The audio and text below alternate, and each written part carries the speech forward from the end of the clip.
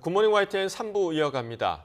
검찰이 어제 입국한 김성태 전 쌍방울그룹 회장을 13시간 동안 조사했습니다. 오늘 다시 불러 조사한 뒤 구속영장을 청구할 방침입니다. 보도에 우철희 기자입니다.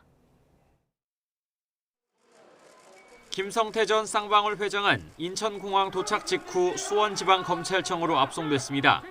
밝힐 건 밝히겠다고 하셨는데 어떤 거 밝히실 예정이십니까? 검찰에서 잘 설명하겠습니다. 검찰은 김성태 전 회장을 상대로 오전부터 자정 무렵까지 13시간 넘게 고강도 조사를 벌였습니다. 검찰 특수통 출신인 유재만 변호사를 선임한 김 전 회장은 오전에는 변호인과 검사 면담에 이어 오후부터 본격적으로 조사를 받았습니다. 검찰은 우선 김 전 회장을 상대로 체포영장에 적시된 횡령과 배임 혐의 위주로 따져 물은 것으로 전해졌습니다. 회장 재임 시절인 지난 2018년과 2019년 총 200억 원 규모로 발행한 전환사채 거래 과정에서 불거진 혐의입니다. 김 전 회장도 수십 장에 달하는 질문지를 준비한 검찰의 신문에 진술을 거부하지 않고 조사에 응한 것으로 알려졌습니다. 앞서 김 전 회장은 이재명 더불어민주당 대표의 변호사비 대납 의혹 등 상당수 혐의를 부인했습니다. 쌍방울 전환사채 중에 변호사비로 흘러들어간 건 없었을까요? 전혀 없습니다. 검찰은 김 전 회장을 오늘 오전부터 다시 불러 조사한 뒤 체포영장 시한 만료 전인 오후 늦게 구속영장을 청구할 방침입니다. 신병을 확보한다면 변호사비 대납과 불법 대북 송금 의혹 등 이재명 대표와 관련된 내용 조사에 박차를 가할 전망입니다. YTN 우철입니다. 김성태 전 회장이 국내로 송환되자 민주당은 짜맞추기 수사라며 이 대표와의 연관성을 부인하는 데 주력했습니다. 반면에 국민의힘은 불법 리스크가 시작됐다며 이 대표를 겨냥한 총공세에 나섰습니다. 박기환 기자가 보도합니다. 민주당 이재명 대표는 국내로 송환된 김성태 전 쌍방울그룹 회장 관련 질문에 침묵을 이어갔습니다. 김성태 회장이 지금 이 시점에 귀국하는 이유가 뭐라고 생각하십니까? 대신에 당 차원에서 적극적으로 방어에 나섰습니다. 특히 김 전 회장 송환으로 이 대표의 변호사비 대납 의혹이 주목받자 연관성을 부인하면서 검찰이 관심법으로 하는 짜맞추기 수사, 정치 수사 쇼라고 비판했습니다. 이번 설 밥상에 윤석열 정권의 치부와 실정이 올라올까 봐 전전긍긍하며 야당 대표 망신주기를 넘어 악마화에 여념없는 모습입니다. 또 윤석열 정부 검찰이 내 편에는 덮어주기로 일관하고 있다면서 김건희 여사가 연루된 주가 조작 의혹 사건 특검 추진을 공식화하며 역공을 폈습니다. 이제는 단연히 관여했다는 정도의 의혹이 아니라 거의 기소에도 무관할 정도의 직접 증거가 나타났다고 검찰이 명백하게 김건희 여사에 대한 수사를 방기하고 있다. 반면에 국민의힘은 김 전 회장 송환을 고리로 이 대표 비판 수위를 높였습니다. 사법 리스크 대신에 불법 리스크라는 말을 써가면서 방탄막을 둘러쳐도 범죄 행위를 은폐할 수 없다고 맹비난했습니다. 이제 조폭 출신 김성태 전 회장이 귀국하니 쉴드를 이재명 대표가 치고 있습니다. 당당하다면 들어갔던 문으로 다시 걸어 나오십시오. 성남FC 의혹에 이어 대장동 의혹으로 재차 소환 통보를 받은 이 대표가 본회의보다 검찰 출석 횟수가 많아질 거라고 비꼬는 등 사방에서 공세를 퍼부었습니다. 이재명 대표는 일개 지역 토착 비리 혐의자일 뿐인데 썩은 내가 진동하는 지역 토착 비리는 나라의 적폐이자 불의입니다. 두 번째 소환 통보 그리고 김성태 전 회장의 송환으로 이재명 대표 관련 검찰 수사가 빠르게 몰아치면서 여야의 대치 국면도 더 가팔라지고 있습니다. YTN 박견입니다. 윤석열 대통령은 아랍에미리트 일정 마지막 날 두바이 통치자와 면담하며 양국 간 협력 관계를 더욱 공고히 했습니다. 이어 스위스에 도착한 윤 대통령은 세계 경제 포럼인 다보스 포럼에 참석해 국제사회 연대 방안을 담은 특별 연설에 나섭니다. 아부다비에서 박석영 기자가 보도합니다. 3박 4일 UAE 국빈 방문 일정 마지막 날. 윤석열 대통령은 미래비전 두바이 포럼 참석을 위해 수도 아부다비에서 두바이로 향했습니다. 포럼 모두 발언에서 윤 대통령은 과학기술과 국제적 연대를 통해 인류 문제의 해결이 필요하다고 제언했습니다. 과학기술은 끊임없는 혁신으로 진화하되 우리가 지향하는 가치를 실현하는 일에 전적으로 기여할 수 있게 되어야 합니다. 이어 UAE 부통령 겸 총리인 두바이 통치자와 면담하며 다양한 분야에서의 협력을 이야기했습니다. 특히 UAE가 추진하는 탈탄소 첨단 산업 전환 등 미래 50년 프로젝트를 이행하는 데 있어 대한민국이 가장 믿을 수 있는 동반자가 되겠다고 강조했습니다. 이번 국빈 방문에서 한 UAE 정상회담, 바라카 원전 방문, 비즈니스 포럼 등 다양한 일정을 소화한 윤 대통령. 300억 달러 대규모 투자 유치와 한 UAE 공동 성명 합의, 양국 간 양해각서 48건 등 굵직한 성과를 쌓아 올렸습니다. 경제 행보는 두 번째 순방지인 스위스에서도 이어집니다. 핵심 일정은 세계 각 나라 정상과 경제계 인사들이 모이는 민간주도 세계 경제 포럼인 다보스 포럼 특별 연설입니다. 공급망 강화, 청정에너지 전환, 디지털 질서 구현을 위한 국제협력과 연대 방안이 담길 것으로 보입니다. 국내 5대 그룹 총수들뿐 아니라 인텔, IBM, JP모건, 무바달라 등 해외 주요 기업의 CEO들과 만나는 간담회도 예정돼 있습니다. 새해 첫 순방지 UAE에서의 국빈 방문을 마무리하며 중동붐 원년에 첫 발을 내디뎠다고 자평한 대통령실. 윤 대통령은 스위스에서도 경제 외교 성과를 추가하는 데 힘을 쏟을 것으로 보입니다. 아부다비에서 YTN 박서경입니다. 윤석열 대통령과 부인 김건희 여사는 스위스 방문 첫 일정으로 현지 동포들을 만나 두 나라 교류 강화 의지를 밝혔습니다. 윤 대통령은 취리 한 호텔에서 열린 동포 간담회에서 올해는 한국 스위스 수교 60주년이 되는 해라면서 양국의 신뢰와 협력을 바탕으로 새로운 60년을 향해 노력할 것이라고 말했습니다. 그러면서 과학기술 경쟁 시대를 맞이해 스위스와 같이 우리와 보편적 가치를 공유하는 기술 선도국들과 첨단 과학기술 협력을 강력히 모색해 나갈 것이라고 강조했습니다. 이란 외무부가 아랍에미리트의 적은 이란이라는 윤석열 대통령의 최근 발언에 대한 한국 정부의 설명을 기다린다고 밝혔습니다. 국영 IRNA 통신 등에 따르면 나세르 카나디 이란 외무부 대변인은 16일 한국 당국자가 말한 것으로 인용된 발언이 UAE를 포함한 페르시아만 연안 국가들과 이란의 역사적이고 우호적인 관계, 이런 면에서 급속하게 일어나고 있는 긍정적인 전개를 전적으로 모르고 있다는 점을 보여준다고 말했습니다. 카나니 대변인은 이란은 또한 이번 사안에 대한 한국 외교부의 설명을 기다리고 있다고 밝혔습니다. 이와 관련해 외교부는 윤 대통령의 발언이 이란과의 관계와는 무관하다고 밝혔습니다. 외교부는 윤 대통령의 발언이 UAE에서 임무 수행에 최선을 다하라는 취지의 장병 격려 차원이었다며 불필요하게 확대 해석하는 일이 없기를 바란다고 설명했습니다. 또 우리나라는 이란과 1962년 수교 이후 오랜 우호 협력 관계를 이어왔고 이란과의 지속적인 관계 발전에 대한 우리 정부의 의지는 변함없이 확고하다고 강조했습니다. 네, 이번 윤 대통령의 발언과 관련해서 국회 외교통일위원회 전체 회의에서도 여야 간의 공방이 벌어졌습니다. 직접 들어보겠습니다. 저는 이 얘기를 듣고 깜짝 놀랐는데요. 아랍에미레이트의 적이 이란입니까?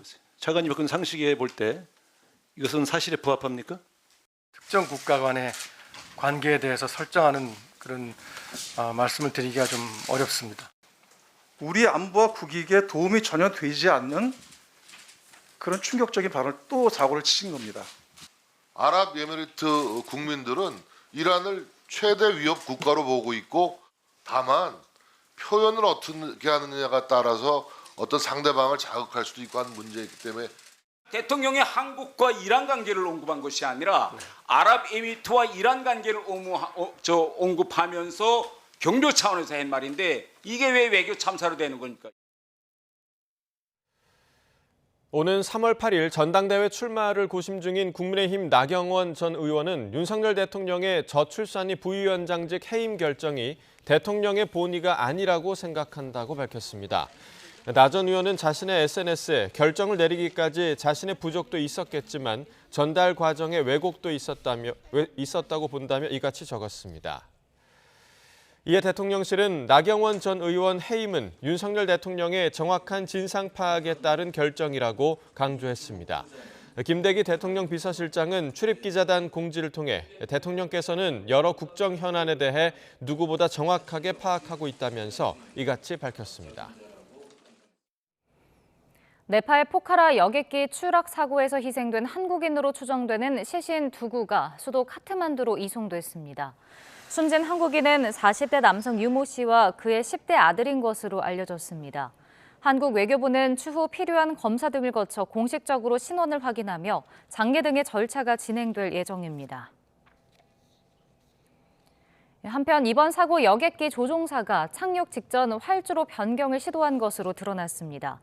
네팔 민간항공국 대변인 자간나트 니라울라는 DPA통신에 조종사는 애초 배정된 활주로가 아닌 다른 곳에 착륙하기를 원했다며 이같이 말했습니다. 니라울라 대변인은 사고 직전 어떤 조나 노출도 받지 않았다며 조종사가 신축 국제공항에 착륙 허가를 받을 때까지 모든 것은 정상으로 보였다고 설명했습니다. 슬레마스크 의무 완화 여부와 시점이 모레 발표될 예정인 가운데 설 연휴 이후인 이달 말이 유력한 해제 시점으로 거론되고 있습니다. 다만 정기석 국가감염병 위기대응 자문위원장은 결정적인 변수로 중국과 주변국 등 해외 요인을 꼽았습니다. 직접 들어보겠습니다.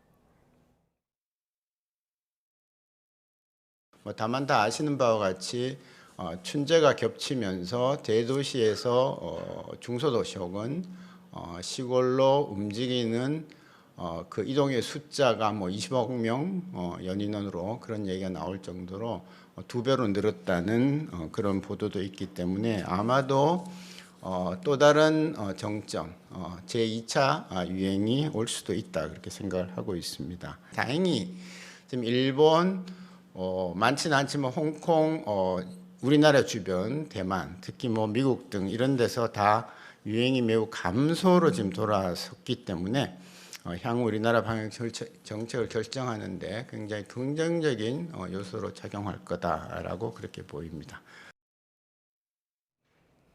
서울 종암동의 한 다세대 주택에서 불이 나 주민들이 급히 대피하는 소동이 벌어졌는데 방화가 의심되고 있습니다.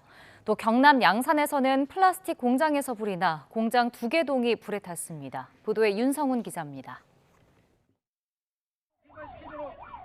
서울 종암동에 있는 다세대 주택. 2층 창문에서 먹빛 연기가 쉴 새 없이 뿜어져 나옵니다. 한 주민은 연기를 들이마시지 않기 위해 코를 막고 창문 틀에 아슬아슬하게 매달려 있습니다. 안에 요구조자도 있대요. 안에 요구조자 있대요. 소방대원들이 소방차 지붕에 올라 서둘러 주민 7명을 구조합니다. 매캐한 냄새는 주변으로까지 퍼져 인근 주민들도 불편을 겪었습니다.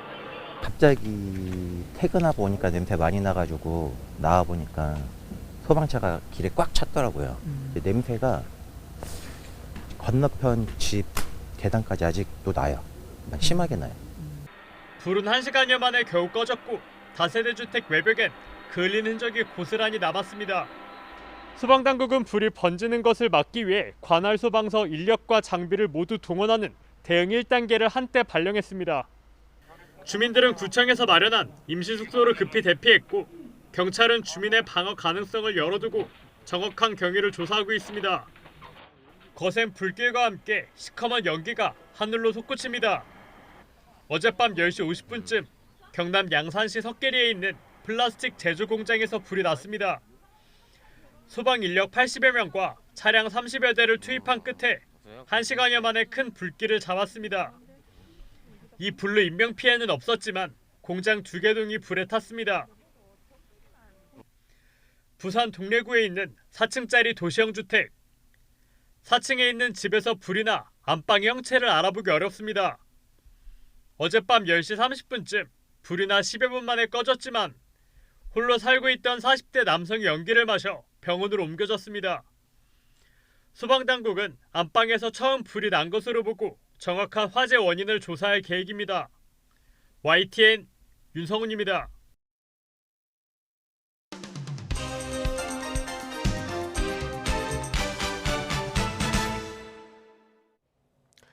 1월 18일 수요일입니다. 오늘 아침 신문 어떤 소식 다뤘는지 짚어보겠습니다. 이현웅 아나운서가 정리해왔습니다. 어서 오십시오. 안녕하십니까. 자, 첫 번째 기사부터 보겠습니다. 자, 고향 대신 공항 갑니다. 시대가 변하기도 했고 또 코로나를 거치면서 우리 명절 풍경이 좀 많이 바뀌었는데 해외 여행객이 지금 70배나 뛰었나 봐요. 네, 그렇습니다. 이 코로나 기간 해외 여행을 가지 못하면서 여권이 만료됐는지 몰랐던 분들이 많다고 하는데요. 재발급을 받으려고 구청에 가면 줄이 상당히 길어서 깜짝 놀라곤 한다고 합니다. 약 3년 동안 해외로 나가지 못한 보상 심리로 인해서 올 설 명절에는 고향 대신 공항으로 향하는 사람들이 많을 전망입니다. 네, 그야말로 이제 보복 여행이 아닐까 생각이 되는데 항공권 먼저 예매했다가 여권 만료일 나중에 알게 되면 정말 난감할 것 같아요. 네, 그렇습니다. 그리고 이렇게 요청이 몰릴 때에는 발급에도 다소 시간이 걸릴 수 있으니까요. 해외여행 계획 중인 분들은 미리 잘 체크를 하셔야겠습니다. 각 여행업체는 당사 예약자 수를 비교해서 70배 늘었다, 90배 늘었다 이렇게 표현을 하고 있는데 인천국제공항 이용객 수를 비교해 보면 작년에는 설 연휴 기간 2만 8천여 명이 공항을 찾았다고 하고요. 올해는 48만여 명이 찾을 걸로 예상이 된다고 하니까 17배 정도 늘어날 것으로 전망이 되고 있습니다. 일본이나 동남아를 찾는 비중이 높다고 하고요. 고물가로 꽁꽁 닫아뒀던 지갑도 이번 여행 때는 기꺼이 열 거라는 내용도 있었습니다. 네, 여행도 좋지만 코로나가 아직 좀 끝난 게 아니니까 여행 가실 때도 방역에 좀 신경을 쓰시는 게 좋을 것 같습니다. 자, 다음 기사 보겠습니다. 설과 관련된 또 사진이 나온 건데 전이 지금 오른쪽 용기에 좀 적게 담겨 있어요. 이게 뭘 뜻하는 건가요? 네, 작년과 현재 이렇게 비교를 한 건데 동아일보에 실린 사진을 보면요. 좌측은 작년, 우측은 올해 5만 원어치 모둠전의 양을 비교해 둔 겁니다. 한눈에 보기에도 많이 줄어들었다는 걸 볼 수 있는데 같은 가격에 살 수 있는 양이 약 30% 정도 줄었다고 합니다. 그리고 그 오른쪽에는 전을 만들 때 들어가는 재료들의 가격 추이가 그래프로 표현이 돼 있는데요. 밀가루와 계란이 18%, 식용유와 녹두가 36%씩 증가한 걸 확인할 수 있습니다. 네, 모두가 좀 기분 좋아야 할 명절인데 지금 물가 때문에 그렇지 않을 것 같아요. 네, 맞습니다. 전해지는 보도들 보면 올해 설 차례상 비용이 한 3에서 6% 정도 오를 거라고 하는데 하지만 이 수치만 믿고 시장이나 마트를 찾았다가는 더 깜짝 놀랄 수 있다고 경향신문은 전하고 있었습니다. 그 이유는 차례상을 준비하기 위해서 꼭 필요하지만 설 성수품으로는 분류되지 않는 품목들이 많기 때문이라고 합니다. 실제 마트를 찾은 한 소비자는 할인 제품이 아니면 장을 볼 엄두가 안 난다면서 그나마도 금세 매진돼서 헛걸음하는 일도 많다고 한숨을 내셨다고 합니다. 네, 풍성한 명절이 돼야 되는데 좀 그렇지 못할 것 같아서 아쉬운 마음이 큰 그런 기사 그리고 사진이었습니다. 자, 다음 기사 보겠습니다.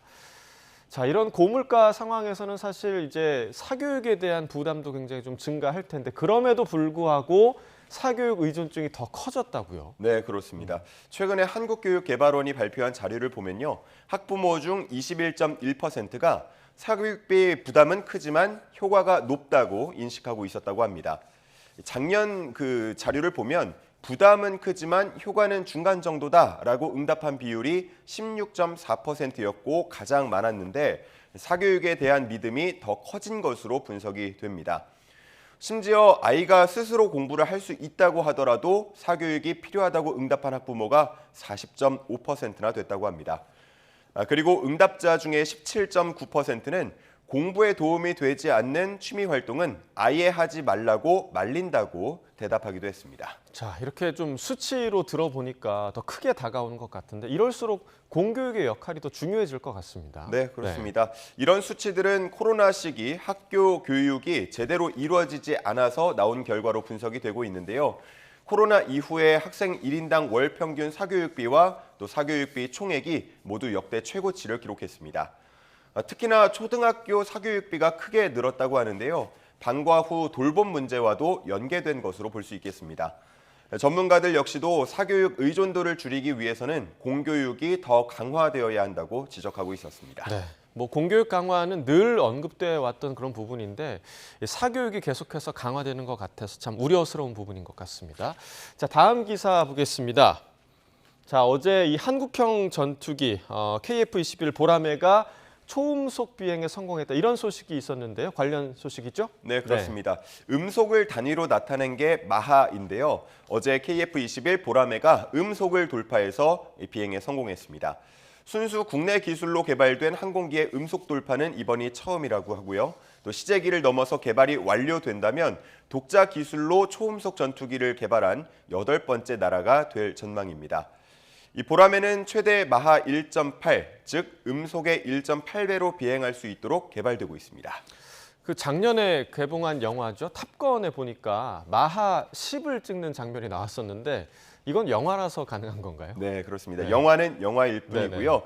사람이 직접 타는 전투기 중에 마하 10의 속도로 나는 초음속 전투기는 지금까지는 현실에 존재하지 않습니다. 마하 1.0, 즉 음속을 돌파해서 비행한 것만 하더라도 충분히 대단한 성과로 볼 수가 있겠고요. 방사청은 앞으로 2026년까지 6대의 시제기의 시범 비행을 통해서 개발을 완료한다는 계획을 세우고 있습니다. 이 개발이 완료된다면 공군은 2032년까지 120대를 도입할 계획을 갖고 있습니다. 네, K방산이 계속해서 좀 두각을 드러내고 있는 것 같습니다. 자, 마지막 기사 보시죠. 댓글 수백만 개 쓰고 입법 로비, AI 여론 조작 더 막강해진다. 자, 작년 말에 세상에 나온 인공지능 챗봇이죠. 챗 GPT. 지금 교육 문제뿐만이 아닌가 봐요. 네, 맞습니다. 네. 고도화된 대화형 챗봇인데요. 이 챗 GPT가 사회 여러 분야에 영향을 주고 있습니다. 최근에 뉴욕타임스에는 챗 GPT가 어떻게 민주주의를 탈취하는가라는 하버드대 교수들의 공동 기고가 실리기도 했는데요. 이 교수들은 챗 GPT를 사용해서 각종 뉴스나 또 블로그, SNS 게시물에 매일 수백만 개의 댓글을 달고 여론을 호도할 수 있다고 지적하고 있습니다. 또 이후 정치 네트워크를 이해할 수 있게 된다면 특정 정책 영역에서 가장 큰 영향력을 가진 의원들을 식별해내서 적은 비용으로 효율적인 로비도 가능해질 거라고 전망했는데요. 그러면서 챗 GPT 시대에는 교사들이 이 시험과 에세이 과제를 내는 방식을 바꿔야 하는 것뿐만 아니라 정부도 로비스트에 대처하는 방식을 바꿔야 할 거라고 말하기도 했습니다. 한편 미국의 한 컨설팅 업체도 2023년 세계 10대 리스크라는 보고서에서 세 번째 리스크로 대혼란의 무기를 꼽았는데요. 고도화된 인공지능이 만들어낸 글이나 이미지, 비디오가 번성할 것이고 민주주의의 기반인 신뢰가 더 약화할 수 있다고 우려하고 있었습니다. 네, 기술의 발전이 인간 사회에 오히려 좀 리스크가 될 수 있다라는 생각을 좀 다시 한번 하게 되는 그런 소식이었습니다. 굿모닝 브리핑 이현웅 아나운서와 함께했습니다. 고맙습니다. 감사합니다.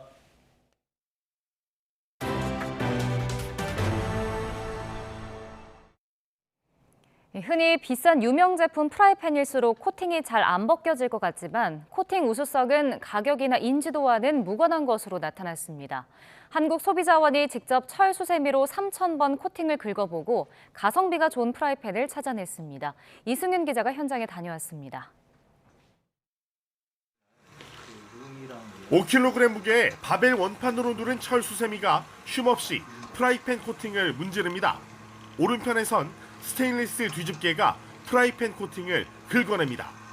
한국소비자원이 4만 원 이하의 주요 브랜드 프라이팬 13개 제품을 이렇게 평가했습니다. 도르코와 라겐락, 리빙스타, 모던하우스, 즈윌링, 홈플러스, 이에로, PN 풍년 등 8개 제품의 코팅 내구성은 10kg으로 누른 철 수세미와 스테인리스 뒤집개로 3,000번씩 긁어도 코팅이 벗겨지지 않은 우수 등급이었습니다. 롯데마트와 키친아트, 해피콜 프라이팬 등 3개 제품은 5kg으로 누른 철 수세미와 스테인리스 뒤집개로 3,000번씩 긁히고도 코팅 내구성이 양호 수준이었습니다. 테팔과 세신 퀸센스 등 2개 제품은 스테인리스 뒤집개로 3,000번의 마찰만 견뎌내 보통 수준에 그쳤습니다. 이번 조사 제품 가운데 가장 비싼 프라이팬과 가장 저렴한 프라이팬입니다. 모두 내구도는 우수한 것으로 나타났습니다. 그리고 지금 이 프라이팬이 가장 브랜드 인지도가 높은 제품인데 내구도는 그냥 보통 수준인 것으로 나타나서 이 코팅의 우수성과 가격 그리고 브랜드 인지도는 꼭 비례하는 건 아닌 것으로 조사됐습니다. 소비자원이 고른 가성비 좋은 프라이팬은 브랜드가 덜 알려진 가격이 대부분 2만 원 미만인 제품이었습니다. PM 풍년, 모던하우스, 도르코 등 3개 제품은 내구성이 우수하고 무게가 675g 이하로 가벼워 다루기가 상대적으로 쉬웠습니다. 또한 도르코, 이에로, 홈플러스 등 3개 제품은 내구성이 우수하고 조립 공간이 상대적으로 커 한 번에 더 많은 요리를 할 수 있었습니다. 유해물질 안전성과 손잡이 품질 등은 모든 제품이 기준을 통과한 것으로 나타났습니다. YTN 이승윤입니다. 지난해 국내 항공 교통량이 1년 전보다 16% 증가했습니다. 국토교통부는 2022년 항공 교통량이 53만 9천여 대로 하루 평균 1,470여 대가 국내 항공로를 이용했다고 밝혔습니다. 특히 국내외 코로나19 방역 조치가 완화하던 지난해 6월 이후 큰 폭으로 증가했다고 국토부는 전했습니다. 정부와 여당이 이번 설 연휴 기간 응급 의료 공백 등을 막기 위한 특별 안전 대책을 추진하기로 했습니다. 국민의힘 성일종 정책위 의장은 국회에서 열린 설 명절 특별 국민안전대책 당정협의 결과 응급의료기관 400여 곳과 응급의료시설 110여 곳을 평소와 다름없이 24시간 운영하기로 했다고 밝혔습니다. 또 연휴 기간 화재 예방을 위해 오는 20일부터 25일까지를 특별 경계근무 기간으로 정해 전통시장과 요양병원, 쪽방촌 등에 대한 안전관리를 강화하기로 했다고 설명했습니다. 오는 설 연휴 경복궁을 비롯한 4대 궁궐과 종묘, 조선왕 등이 쉬는 날 없이 문을 엽니다. 창덕궁 후원을 제외하면 모두 무료로 관람할 수 있습니다. 종묘의 경우 평소 예약제로 운영되지만 이번 설 연휴에는 자유롭게 둘러볼 수 있습니다. 특히 경복궁에서는 불행을 막고 행운이 깃들기를 바라는 그림인 새화도 하루 2차례 선착순으로 나눠줍니다.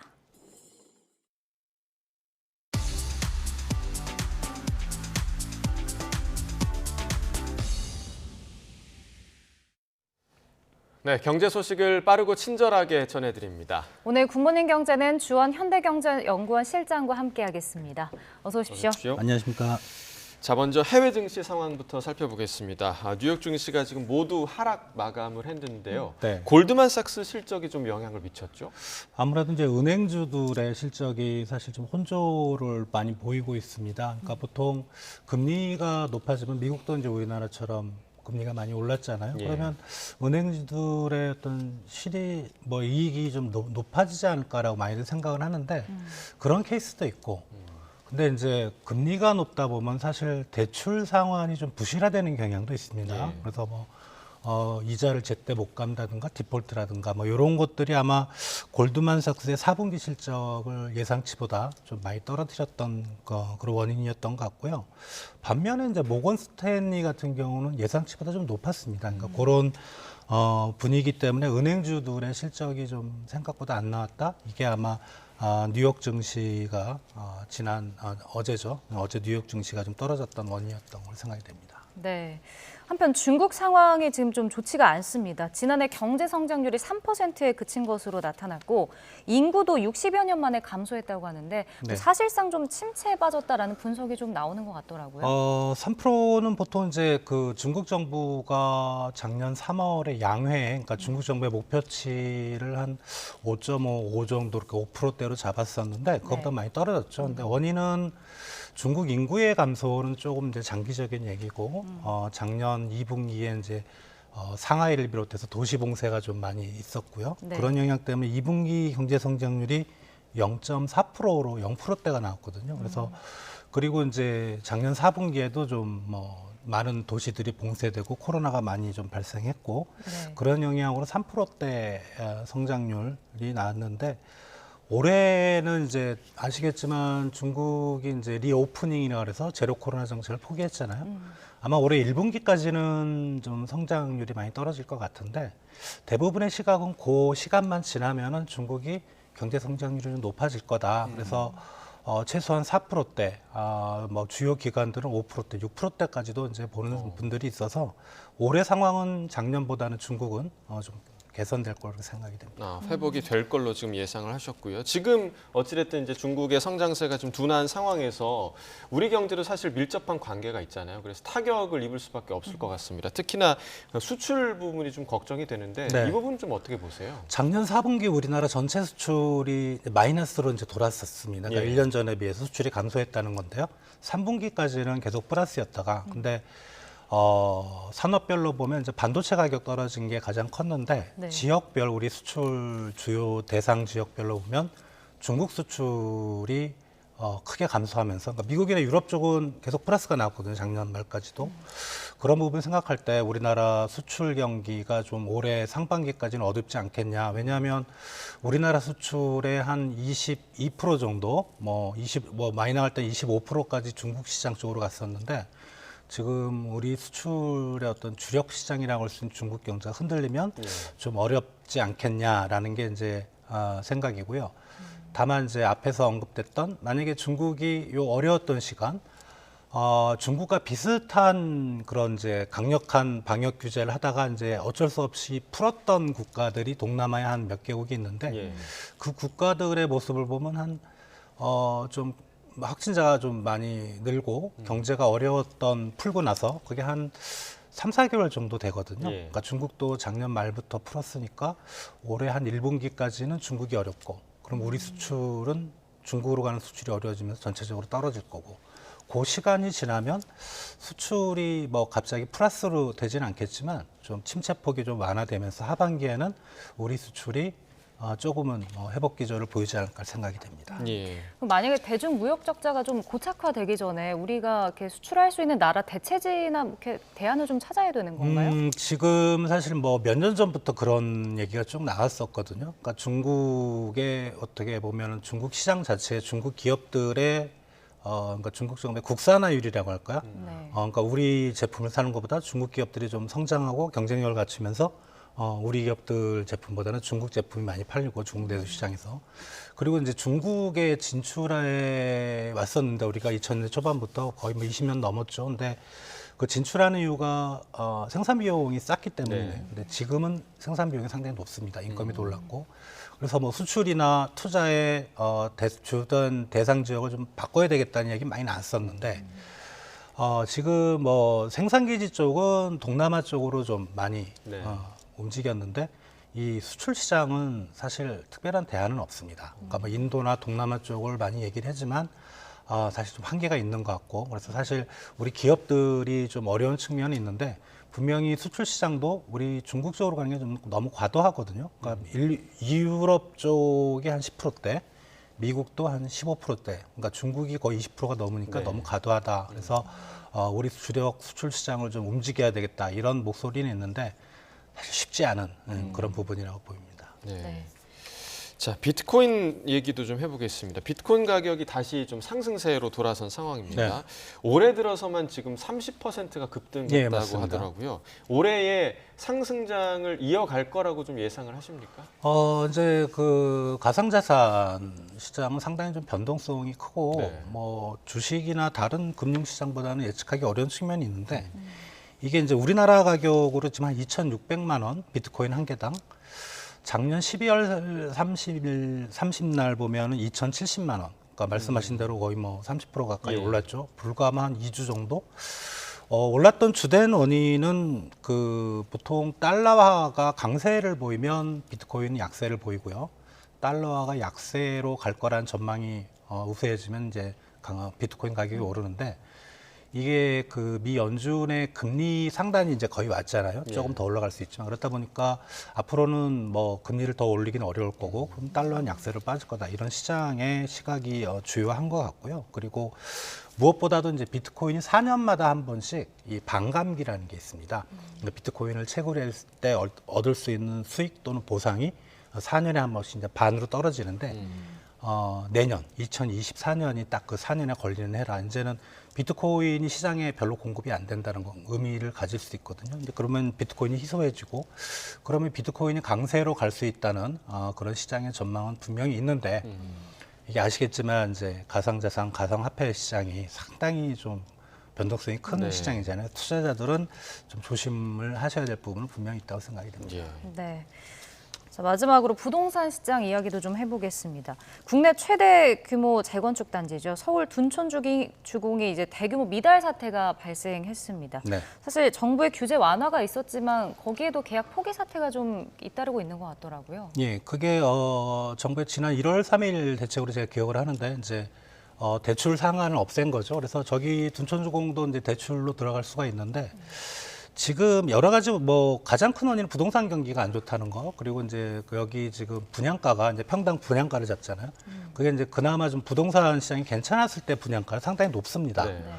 그러면 이제 주변의 아파트 가격 시세들이 떨어지니까 이걸 분양을 해서 이제 분양을 하더라도 시세 차익이 거의 없는 거죠. 그래서 그렇죠. 여기 들어갈 이유들이 그렇게 많지 않고요. 근데 지금 시장에서는 보통 이제 60%대 1차 계약에서 60%대 정도 나오면 이제 사업 자금은 충분히 조달하는 할 수 있다고 생각이 되기 때문에 예. 뭐 사업의 진행은 문제가 없고, 그리고 이제 예비 당첨 무순위로 넘어가잖아요.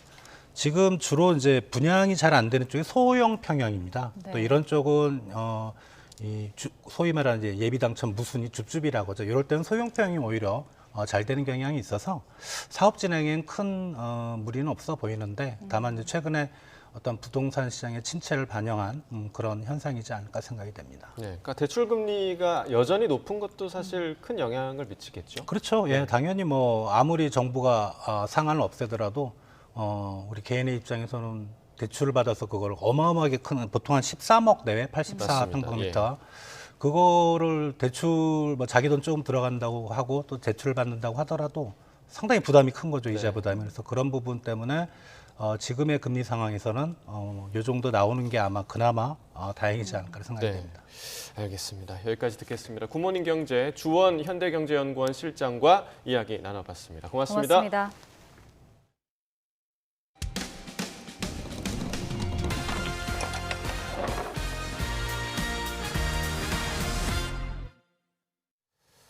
네, 무인 점포를 이용하다 보면 무심코 신용카드를 놓고 나오는 경우가 종종 있습니다.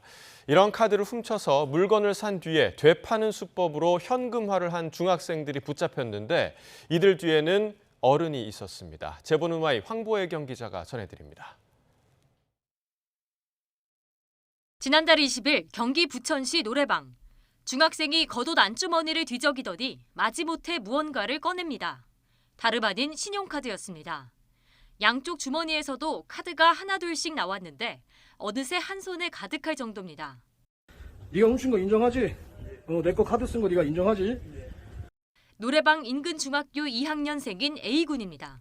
무인 점포에 신용카드를 두고 온 한 손님이 사용처를 뒤지다 결국 노래방에서 A군을 붙잡았습니다. 카드 쓴 점포가 있을 거 아니에요? 그 주변을 이렇게 돌아보다 보니까 비슷한 사람이 이제 있어갖고 잡게 됐어요. 카드를 이제 꺼냈어요. 근데 내 카드가 아닌 거예요. 다른 카드가 계속 나오게 된 거죠. A군은 같은 학교에 다니는 또래들과 무인 점포를 돌아다니며 카드를 훔친 혐의로 경찰 조사를 받고 있습니다. 경찰 조사 결과 A군이 갖고 있던 카드는 20여 장으로 이 가운데엔 분실한 지 1년이 넘은 카드도 있었던 거로 확인됐습니다. A군은 무인 점포에 있는 분실 카드 보관함을 누구나 열 수 있다는 점을 노렸습니다. 그리고 이 카드로 편의점에서 담배 등을 산 뒤 또래 친구들에게 웃돈을 주고 되팔아 현금화했다고 말한 거로 확인됐습니다. 범죄 수법이 치밀했던 겁니다. 알고 보니 배후엔 20대 남성이 있었습니다. 훔치라 불러. 전화해. 범행 심각성을 모르는 청소년들을 이용해 대리 범죄를 저지르게 했을 가능성이 큽니다. 청소년 범죄 특징을 보면 이 아이들은 이거 심각성을 모르고 자기가 이렇게 드러나는 게 얼마나 위험한지도 잘 몰라요, 아이들은. 성인들은 다 알거든요. 이거 내가 하면 잡힌다. 그래서 자기가 직접 하지 않는 거예요. 경찰은 20대 남성이 다른 청소년들에게도 같은 범죄를 시켰는지 조사하고 있습니다. YTN 황보혜경입니다. 어제 오후 2시 9분쯤 카카오톡 앱 메시지 송수신과 PC 버전 로그인이 오류가 나서 일부 사용자들이 불편을 겪었습니다. 카카오 측은 어제 오후 2시 9분쯤부터 카카오톡 일부 이용자 메시지 수발신이 원활하지 않은 현상이 발생했다며 긴급 점검을 통해 현재는 모두 정상화됐다고 밝혔습니다. 서비스 장애는 9분간 이어졌으며 네트워크 통신 오류가 원인이었던 것으로 확인됐습니다. 성산대교 보수공사의 심각한 실태, YTN이 서울시 감사 결과를 토대로 연속으로 전해드리고 있는데요. 취재진이 확인해보니 보수공사 업체는 균열을 알고도 은폐하려고 했고 서울시는 규정에서 벗어나 쪼개기 발주와 엉성한 계약 관리로 첫 단추부터 잘못 끼운 것으로 드러났습니다. 이준엽 기자가 취재했습니다. 성산대교 남북단 성능개선공사의 부실함이 낱낱이 드러난 계기가 된 건 바로 바닥판에 생긴 균열입니다. 그런데 서울시가 감사해보니 시공사는 이미 바닥판을 설치하자마자 이 균열을 발견했던 것으로 확인됐습니다. 북단 바닥판 설치가 끝나고 초기 점검에서 드러난 균열이 900개. 점검업체가 이 상태로는 바닥판 상태가 C등급 이하로 나올 수 있다고 시공사에 이야기하자 시공사는 감리사와 서울시 몰래 이를 이미 보수하고 보수가 끝난 상태를 기준으로 보고서를 작성하기로 점검업체와 입을 맞췄습니다.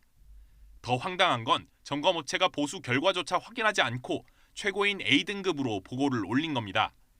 이들 은폐 업체들의 계약 과정은 더욱 수상했습니다. 원래 성산대교 보수공사 같은 경우는 전체를 단일 공사로 발주하는 게 원칙입니다. 그런데 서울시는 다리를 3개로 쪼개서 발주했습니다. 종합건설업 면허가 필요한 사업인데 엉뚱한 시설물 유지관리업 면허를 입찰 자격으로 두기도 했습니다. 결과적으로 특정 업체가 입찰에 유리해졌고 사업 규모에 따라 달라지는 안전 기준도 완화됐습니다. 분리해서 발주해버리게 되면 저급한 그런 분류 활동만을 요구하는 그런 거 대상이 되기 때문에 품질 관리 측면에서는 굉장히 약화돼 버리니까. 심지어 남단에서 금이간 바닥판을 만든 업체는 하도급 관계도 없고 무면허에 기술도 없는 엉뚱한 업체였습니다. 시공사가 하도급을 준 업체가 불법 재하도급을 맡겼는데 시공사는 심지어 불법 재하도급 업체도 아닌 제3의 업체가 바닥판을 만드는 것을 현장에서 확인하고도 눈감았습니다. 성산대교 북단에서도 실적이 전혀 없는 회사가 다른 회사 실적을 가져다 하도급 승인을 받아 감사위원회가 특혜라고 명시하기까지 했습니다. 어떤 선도자 역할을 하던 그런 모습이 도저히 믿기지 않을 정도로 충격을 받을 수밖에 없습니다. 이처럼 성산대교 성능개선공사는 계약부터 시공과 감독까지 종합적으로 문제투성이었습니다. 쪼개기 발주로 첫 단추부터 잘못 끼운 서울시가 책임에서 자유로울 수는 없어 보입니다. YTN 이준엽입니다. 5.18 공법 3단체가 어제 국립서울현충원 특전사 묘역을 참배했습니다. 피해자인 5월 단체가 특전사 묘역을 참배하는 건 1980년 이후 43년 만에 처음입니다. 5월 단체는 화해와 감사의 마음으로 사죄의 뜻을 밝힌 계엄군과 함께 국민 대통합의 출발점이 되겠다고 밝혔습니다. 통합형 대학 수학능력시험 도입 후 빚어진 문과 침공과 관련해 대학들이 과목 선택의 편견을 깨야 한다는 비판이 나왔습니다. 교육부가 진행한 2028학년도 대입 개편을 위한 전문가 포럼에서 강경진 서강대 입학사정관은 서강대의 경우 통합형 수능 도입 전에 이미 정시에서 계열별 과목 지정을 폐지하고 교차 지원을 허용했는데 문과나 이과나 성적이 거의 비슷했고 이탈률도 높지 않았다며 이같이 밝혔습니다.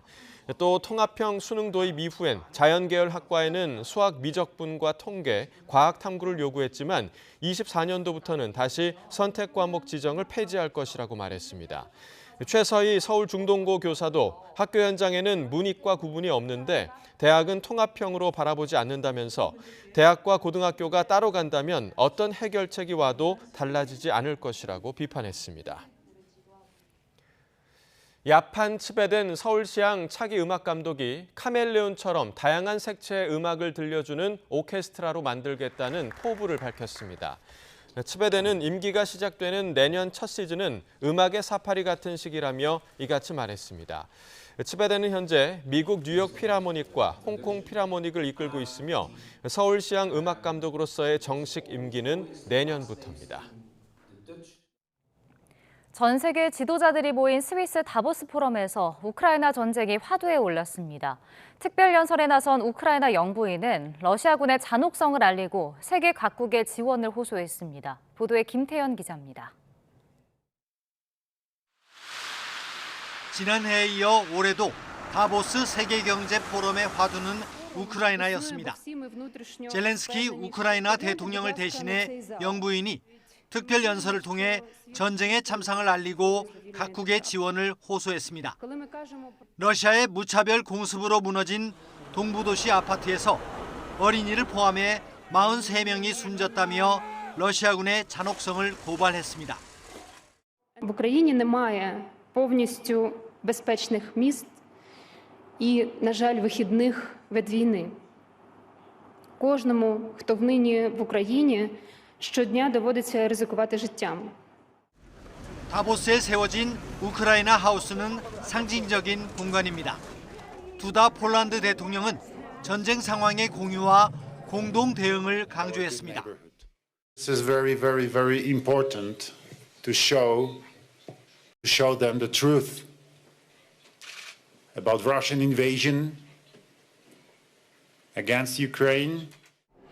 예르마크 우크라이나 대통령 비서실장은 러시아의 전쟁 범죄 8만 건을 파악했고 어린이를 포함해 9천여 명의 민간인이 숨졌다고 말했습니다. We've registered 80,000 crimes committed by the Russian invaders. Over 9,000 civilians have been killed, including 453 children. 다보스에서는 우크라이나 지원을 위한 결의와 약속이 이어지고 있습니다. 포럼에 불참한 푸틴 러시아 대통령은 관료들과 화상회의를 열어 지난해 러시아가 마이너스 2.5%의 성장률로 선방했다고 평가했습니다. YTN 김태현입니다. 유럽연합 EU가 러시아와 국경을 맞대고 있는 핀란드에 화학 방사능 사고 시 사용할 긴급 구호 물자를 비축해두기로 했습니다. EU 집행위원회는 재난관리 대처를 위한 물자 비축 프로그램의 일환으로 핀란드에 관련 예산 2억 4,200만 유로를 배정했다고 보도자료를 통해 밝혔습니다. 우르줄라 폰데어라이엔 유럽연합 집행위원장이 다보스 세계경제포럼에서 자국의 친환경 산업 육성을 위해 대대적인 투자를 추진하는 미국과 중국을 비판했습니다. 폰데어라이엔 집행위원장은 17일 다보스 포럼 연차총회 특별연설에서 기후변화에 전 세계적인 대응이 필요하지만 반드시 공정한 접근법에 따라 이루어져야 한다고 밝혔습니다. 미국의 인플레이션 감축법이 향후 10년간 클린테크 분야에 3,690억 달러를 투입하는 점을 언급하면서 이는 EU와 미국이 합쳐 거의 1조 유로가량을 청정 에너지 산업에 투자한다는 의미로 기후 중립으로 향하는 과정을 가속할 수 있는 잠재력을 지닌다고 평가했습니다. 또한 중국은 값싼 에너지와 낮은 인건비, 느슨한 환경 규제를 약속하며 유럽 및 다른 지역의 산업체들이 자국으로 이전하도록 권장하고 있다며 자국 산업에 대해 막대한 보조금을 지원하면서 EU 기업들의 중국 시장 접근을 제한하고 있다고 비판했습니다. 국경을 넘어 망명을 요청한 러시아 용병 기업 와그너 그룹의 전 지휘관이 죄수 출신 용병의 실상을 폭로했습니다. 와그너 그룹이 본보기 처형 같은 무자비한 살해 협박으로 용병들을 전쟁터로 내몰았다고 합니다. 보도에 이상순 기자입니다. 용병 기업 와그너 그룹의 전 지휘관 메드베데프가 새해 어느 날 넘은 러시아와 노르웨이 국경입니다. 고난의 시작은 용병 계약 직후인 지난해 8월부터였습니다. На военную службу с разных колоний Российской Федерации. И в целом, как было раньше, отношение как стало с приездом заключенных изменилось. Как-то за людей перестали считать. 와그너 그룹의 죄수 용병에 대한 처우는 실로 무자비했습니다. Мне известно достоверно о 3 расстрелах заключенных, именно которые пытались совершить попытку побега с госпиталя по ранению, и, соответственно, известно о... 본보기 집단 처형으로 극심한 공포를 조장하기도 했습니다. Эти расстрелов это именно привозили на полигон к прибывшим заключенным, где, показательно, предатели, отказники, смотрите, что может быть. 메드베데프는 우크라이나에서 지휘관으로 근무할 때 우크라이나군에 붙잡혔다가 포로 교환 때 부대로 돌아온 탈영병이 망치로 처형당했다고도 했습니다. 하지만 와그너 그룹 창업자 예브게니 프리고진은 메드베데프가 우크라이나가 아닌 노르웨이에서 일했다고 주장하면서도 이 같은 폭로를 구체적으로 반박하지는 않았습니다. 푸틴의 신복과도 같은 와그너 그룹은 사면을 미끼로 중범죄자들을 데려와 우크라이나의 격전지에 투입하고 있습니다. 최근에는 시베리아와 극동에서 여성 80여 명을 성폭행하고 살해해 종신 복역 중인 연쇄살인범도 지원 의사를 밝힌 것으로 전해졌습니다. YTN 이상순입니다. 윤석열 대통령의 부인 김건희 여사는 두바이 문화예술청장인 셰이카 라티파 빈트 무함마드 알 막툼 공주와 환담했습니다. 이 라티파 공주는 두바이 통치자인 무함마드 빈 라시드 알 막툼 UAE 부통령 겸 총리의 딸로 두바이 문화예술 정책을 이끌고 있습니다. 김 여사는 한국과 두바이가 다양한 문화 교류를 통해 미래를 함께 열어가며 발전할 기회가 마련되길 바란다고 언급했고, 특히 라피타 공주의 태권도 실력을 언급하기도 했습니다.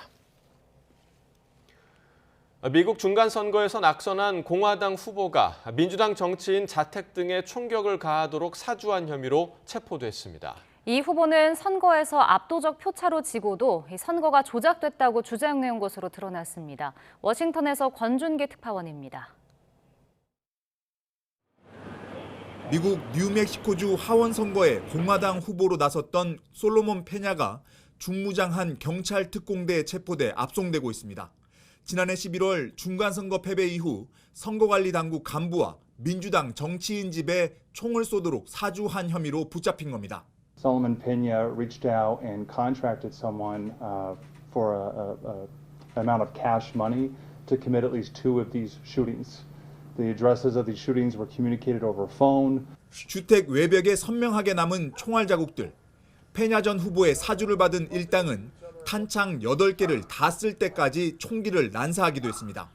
민주당 로페즈 주 상원의원 자택을 공격할 당시엔 페냐 전 후보가 직접 자동 소총을 들고 나타났습니다.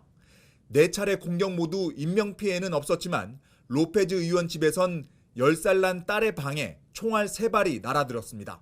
They were dangerous attacks not only to these individuals, which is personally the most terrifying for them, but fundamentally also to democracy. That is why this is so terrible. 트럼프 강성 지지자를 자처한 페냐 전 후보는 지난 중간선거에서 민주당 후보에게 26대 74%의 압도적 표차로 패배했습니다. 하지만 페냐는 선거 바로 다음 날 트위터에 결과를 인정할 수 없다는 글을 올리며 선거가 조작됐다고 주장해왔습니다. 미국 국토안보수사국은 최근 낸시 펠로시 하원의장 남편에 대한 공격에서 보듯 극단주의 성향 인사에 의한 정치적 범죄 가능성이 날로 커지고 있다고 경고하고 있습니다. 워싱턴에서 YTN 권중입니다. 명문 하버드 의대가 최상위 로스쿨들에 이어 미국의 유력 대학 순위 평가를 사실상 거부하기로 했습니다. 조지 큐 데일리 하버드 의대 학장은 현지 시간 17일 홈페이지를 통해 앞으로는 US 뉴스 앤드 월드 리포트의 최고의 의대 순위 조사에 자료를 제공하지 않겠다고 밝혔습니다. 데일리 학장은 US 뉴스의 대학 순위 평가에 대해 철학적 우려를 갖고 있다면서 사실을 호도하거나 부정확한 데이터를 보고하는 대학들의 비뚤어진 인센티브를 창출했다고 비판했습니다. 지난해 11월 16일 예일대 로스쿨이 US 뉴스의 로스쿨 순위 평가에 큰 결함이 있다며 거부 의사를 밝히자 하버드를 비롯한 다른 최상위 로스쿨 10여 곳도 이런 움직임에 잇따라 동참한 바 있습니다. 미국 국방부가 타이완에서 중국과 군사적 충돌 상황이 발생하지 않도록 노력하겠지만 필요시 싸워서 승리할 것이라는 입장을 밝혔습니다. 패트릭 라이더 국방부 대변인은 중국의 타이완 침공을 가져간 미 싱크탱크 전략국제문제연구소 CSIS의 시뮬레이션 결과에 대한 입장을 묻는 말에 시뮬레이션은 인지하고 있으나 언급하지는 않겠다면서 이같이 답했습니다.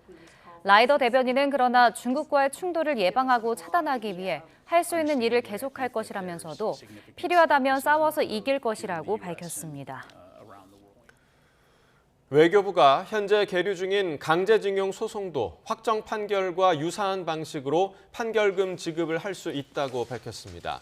외교부는 국회 외교통일위원회에서 보고한 현안 자료에서 지급 주체는 강제동원 피해자 지원재단으로 검토하고 지급 범위는 당면 확정 판결 3건을 우선 추진하되 계류 중인 소송도 추후 유사하게 진행 가능하다고 판단했습니다. 오늘은 어제보다 기온이 오르면서 강추위도 다소 누그러지겠습니다. 현재 서울 기온은 영하 4도로 어제 같은 시각보다도 3도가량이 높고요. 바람도 잠잠해서 체감하는 추위도 어제보다 심하지 않습니다. 오늘 서울의 한낮 기온은 영상 2도까지 오르면서 예년 이맘때 기온을 회복하겠는데요. 기온 변화가 심한 만큼 건강관리에는 각별히 유의하셔야겠습니다. 오늘도 전국적으로 맑은 하늘이 함께하겠습니다. 다만 아침까지 충남을 중심으로는 1cm 안팎의 눈이 내리겠고요. 그 밖의 지역도 최근 내린 눈이 얼어붙어서 빙판을 이루는 곳이 많겠습니다. 출근길 교통안전에 각별히 유의하셔야겠습니다.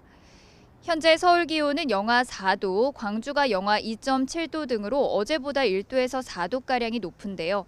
다만 철원 등 일부 강원 지역에는 한파주의보가 내려진 가운데 여전히 영하 10도 안팎의 강추위가 이어지고 있습니다. 오늘 낮 기온은 서울이 2도, 대전이 4도, 대구가 5도 등으로 예년 이맘때 수준을 회복하겠습니다. 내일 밤부터 모레 새벽 사이 중부와 전북, 경북 지방에는 비나 눈이 내리겠고요. 이후 날씨가 다시 추워지겠는데요. 설 연휴 시작인 토요일에는 다시 영하 10도 안팎의 강추위가 찾아오겠습니다. 현재 대기가 정체된 데다가 중국발 스모그까지 유입되면서 오늘 중서부 지방을 중심으로는 초미세먼지 농도가 점차 높아질 것으로 보이는데요. 이 지역에 계신 분들은 호흡기 건강도 잘 챙기셔야겠습니다. 지금까지 YTN 신미림입니다. 네, 이상으로 수요일 굿모닝 YTN 마칩니다. 잠시 후 뉴스라이더가 방송됩니다. 시청해주신 여러분 고맙습니다.